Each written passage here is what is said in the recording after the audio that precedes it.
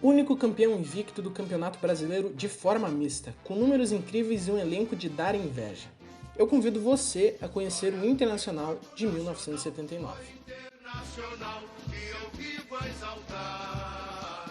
O ano de 1979 é um ano especial para todos os colorados, fica na memória de todo mundo, independente da sua idade. Ano esse marcado não só na vida dos torcedores, como também na história do futebol.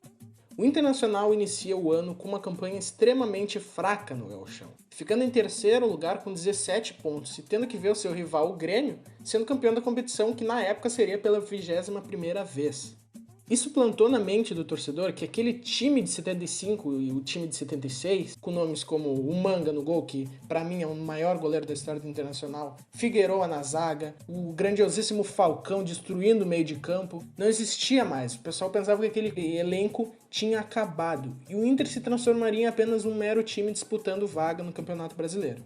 As coisas começaram a mudar quando Frederico Balvi, que era presidente do Internacional na campanha vitoriosa de 176, assume novamente a presidência do clube e demite o atual técnico na época, Zé Duarte, e contrata o grandiosíssimo Enio Andrade, técnico que na época comandava o Coritiba. Ele tinha feito uma boa de uma campanha no Coritiba em 78.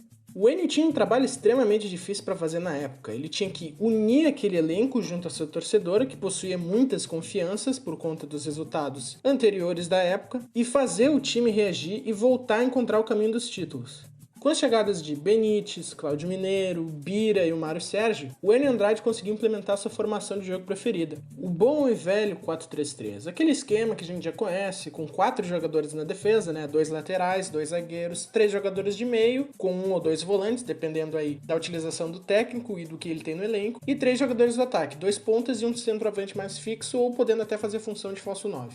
O elenco base do Internacional, então, seria formado por Benítez no gol, João Carlos na lateral, Mauro Pastor e Mauro Galvão, que foi um dos maiores zagueiros do Internacional e jogava nessa época com apenas 17 anos de idade, Cláudio Mineiro na lateral, aí o grandiosíssimo meio de campo do Internacional nessa época com Batista, Jair e Falcão. Isso era pra matar qualquer time que encontrava esse meio de campo do outro lado se cagava nas calças. E o ataque com Valdomiro, Bira e Mário Sérgio. Esse Brasileirão seria o último comandado pela CBD, que era a Confederação Brasileira de Desportos, e que ao longo dos anos seguintes elas foi se difundindo na atual CBF e algumas outras entidades que a gente também conhece. Como funcionava o Brasileirão nessa época? Por conta do governo militar, houve um inchaço de clubes na tentativa de unir os clubes mais fracos junto à CDB, que resultou em um campeonato com 94 equipes. É muito time para um campeonato só. Com tanto time disputando, a fórmula da disputa da competição era a seguinte. Primeiro você tinha a primeira fase da competição, onde possuíam 80 clubes divididos em 8 grupos com turno único, ou seja, 8 grupos com 10 clubes cada. Os grupos G e H, por serem considerados uns grupos mais difíceis, se classificariam 8 clubes dos 2 grupos. Nos demais seriam classificados apenas 4. O Inter ingressa no grupo G, um dos grupos considerados difíceis da competição. O grupo continha, além do Internacional, o América do Rio, o Operário, o Grêmio, que é o rival, Santa Cruz, o Atlético Paranaense, Figueirense, Curitiba, Rio Branco do Espírito Santo e o Sport, o famosinho Leão. Os resultados do Inter foram: Atlético Paranaense 0-0 Inter, Santa Cruz 1, Inter 2, Inter 1-0 Figueirense, Inter 1-0 Grêmio, Sport 0, Inter 3, Curitiba 0, Inter 3, Inter 1, América de Rio de Janeiro 1, Inter 5-1 Rio Branco do Espírito Santo e o Inter 2-2 com o Operário. Com isso, o clube se classificaria para a próxima fase em primeiro lugar, com 6 vitórias, 3 empates e 9 jogos, com 18 gols marcados e, pasme, 5 gols sofridos. Na segunda fase, ingressariam mais 12 clubes, 6 clubes do Rio e 6 clubes de São Paulo, totalizando o número de 56 nesta etapa da competição. Estes foram divididos em 7 grupos com 8 clubes cada, e se classificariam para a terceira fase os 2 primeiros times de cada grupo, ou seja, ia afunilando e dificultando a competição ao longo do tempo. Na segunda fase, agora no grupo C, que continha o Atlético Paranaense, o Desportivo Ferroviária, Inter de Limeira, Caldense, São Paulo do Rio Grande do Sul, o Anapolina e o Goitacás, o Inter conseguiu os seguintes resultados: Inter 1-0 no Goitacás, Inter 3-1 São Paulo do Rio Grande do Sul, Caldense 1, Inter 1, Inter 0, Anapolina 0, Atlético Paranaense 0, Inter 0, Inter 4, Desportiva Ferroviária 0. Teoricamente, esse grupo seria um grupo considerado mais fácil. Tu tinha ali Goitacás, a Napolina, o São Paulo do Rio Grande do Sul. Na época era muito equilibrado essas competições. Surgiam muitos jogadores de time menores que alavancavam ao longo dos anos. Então isso consideravelmente dificultava a chave. Com isso, o clube se classifica novamente em primeiro com 4 vitórias, 3 empates em 7 jogos, com 10 gols feitos e, de novo, uma pouca quantia de gols sofridos, com apenas 2. Já na terceira fase, além dos 14 grupos classificados na etapa anterior, entrariam Palmeiras e Guarani, que respectivamente eram campeão e vice-campeão do torneio em 78. Dessa forma, os 16 clubes foram divididos em 4 grupos com 4 clubes cada, se classificando para as semifinais apenas o primeiro time de cada grupo. Na terceira fase, o Inter entra no grupo C novamente, dessa vez junto a Goiás, Cruzeiro e Atlético Mineiro. Essa fase era uma fase mortal para todas as equipes da competição. E era um grupo mortal. Esse era um grupo mortal. Tu tinha Cruzeiro e Atlético Mineiro, 2 rivais imensos, o Goiás e o próprio Inter. O primeiro jogo, o Internacional jogou contra o Goiás em casa e conseguiu o resultado de 1-0. Beleza, pegamos 3 pontos, vamos administrando para conseguir a classificação. Depois nós temos um jogo dificílimo, cara. Cruzeiro Internacional lá no Mineirão. Imagina aquele fogo de torcedores da Raposa, de torcedor assim na arquibancada do Cruzeiro fazendo a festa. O Internacional precisando vencer para conseguir alavancar a classificação. E obviamente que não podia dar outro resultado. O Internacional conquista uma vitória de 3-2 fora de casa em cima do Cruzeiro. Chegando no último confronto, que seria mais tranquilo, o Internacional já com 2 vitórias garantidas, o Inter enfrentaria o Atlético Mineiro. Mas o Clube Mineiro resolveu não jogar a partida. Desistência, WO. Por quê? O que aconteceu? Como era feita a decisão dos mandos de campos no confronto? Era sorteio. E o Atlético só jogaria fora de casa. O Atlético, nesse chaveamento, ele só tinha jogo fora de casa. O que eles fizeram? Desistiram da competição. O Inter conseguiu os 3 pontos e ficou invicto na chave, se classificando em primeiro lugar e indo para a semifinal. Finalmente chegariam os jogos das semifinais, que a gente já conhece, como uma semifinal de Copa do Brasil, uma semifinal de Libertadores, de qualquer outra Copa, com 2 duplas, os jogos de ida e volta, e depois a grande final também com os jogos de ida e volta, para decidir quem era o campeão da competição. Na semifinal, o Inter encontra o Palmeiras, que era o atual campeão da competição em 78. O Palmeiras esse que era treinado por Tele Santana, que é um dos maiores técnicos brasileiros da história. E era uma época que o Palmeiras ganhava muito título, era título atrás de título, e era uma grande decisão para saber quem ia ser o maior campeão dos anos 70 no Brasil. O primeiro jogo foi no Morumbi, palmeirenses lotando o estádio. O Internacional sentiu pressão e no início do jogo o Baroninho, que era o jogador do Palmeiras, conseguiu marcar um gol.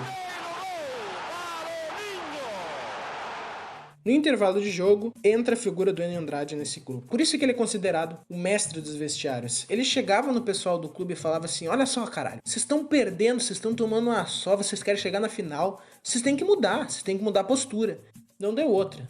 Na volta, logo aos 5 minutos, Jair do Internacional conseguiu empatar o jogo.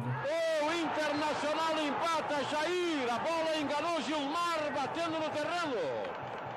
Arremate de Jair, Internacional empatando a partida no Morumbi. E o Palmeiras ele queria voltar, o Palmeiras estava jogando no Morumbi e ele precisava da vitória para mostrar para a torcida que o time tinha força, que o time continuaria sendo o principal campeão e de novo o atual campeão da competição. O Palmeiras na seguida logo já retoma a vantagem no placar com um gol de Mendonça.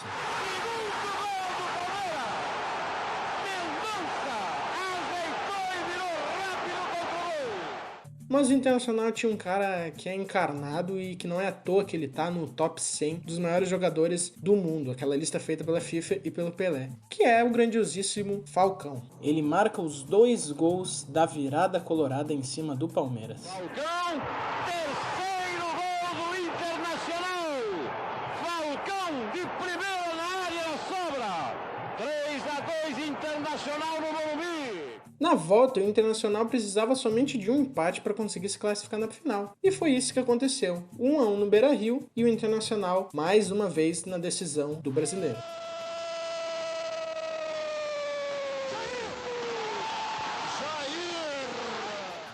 E chegamos na grandiosíssima final de 1979 do campeonato. Internacional ia encarar um clube que na época era carniceiro, era matador, tem um dos maiores artilheiros da história do Brasil. O Internacional encarava o Vasco de Roberto Dinamite.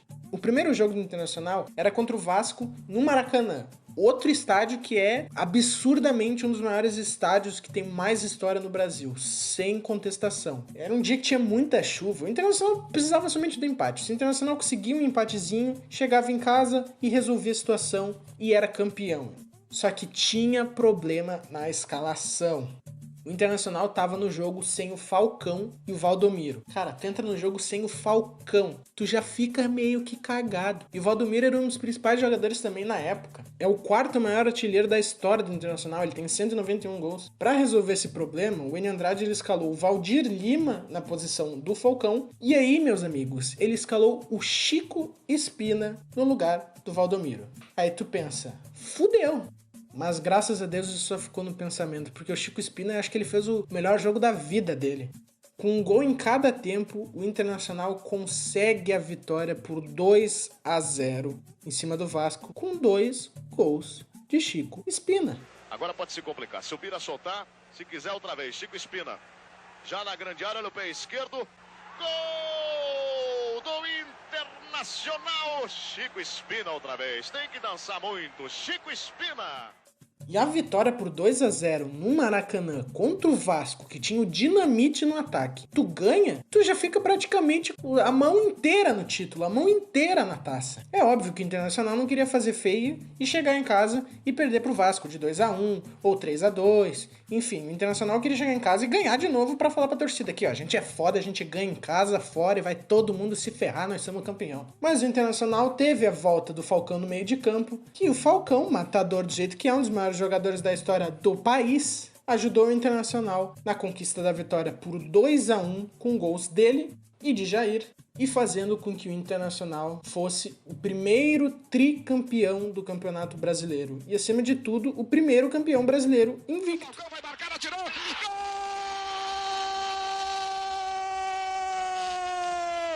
Do Internacional Falcão! É uma consagração para o Inter no Beira-Rio, em todo o Brasil, 2-0 sobre o Vasco. O Internacional, então, se tornaria o campeão brasileiro de 1979. Estatisticamente, foram 23 jogos, 7 empates, 40 gols marcados e 13 gols sofridos. Isso totalizava um saldo de 27 gols. Enfim, era difícil de parar a máquina colorada nessa época, viu? Essa é a história do tricampeonato brasileiro do Internacional em 1979. Eu espero que você tenha gostado demais desse vídeo. Se inscreva no canal, deixa aí o seu gostei, acrescente comentários no vídeo sobre alguma situação que você lembra do jogo, porque foi uma campanha inigualável, ninguém vai conseguir fazer isso, ninguém até hoje conseguiu fazer isso, e é simplesmente histórica e memorável na cabeça de todos os torcedores do clube. Beleza? Um forte abraço e tchau!